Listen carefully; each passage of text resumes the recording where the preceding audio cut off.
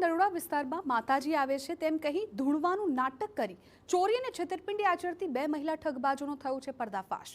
પોલીસે બે પિતરાઈ બહેનોની ધરપકડ કરી અને તેમની પાસેથી લાખોનો મુદ્દામાલ કબજે કર્યો।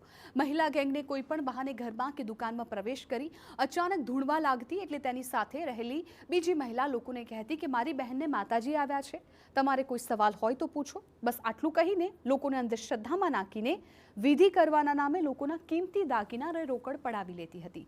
પોલીસે બંને મહિલા આરોપીની ધરપકડ કરી 1.77 લાખનો મુદ્દામાલ કબજે કર્યો છે। આ મહિલાઓએ અન્ય કોઈ ગુનાને અંજામ આપ્યો છે કે કેમ અને આરોપીની સાથે અન્ય કોઈની સંડોવણી છે કે કેમ તે દિશામાં તપાસ શરૂ કરી છે।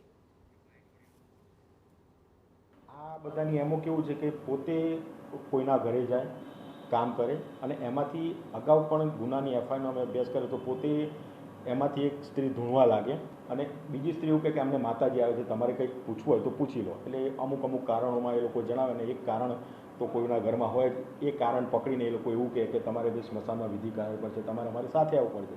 ત્યારે પેલી બધી બહેનો કે ના કે અમે તો હવે ઘર બહારવાળા છીએ, અમે કઈ રીતે આવી શકીએ। તો એના બદલામાં એ લોકો એની જોડેથી પૈસા અને દાગીના પણ લઈને જતા રહેતા હતા।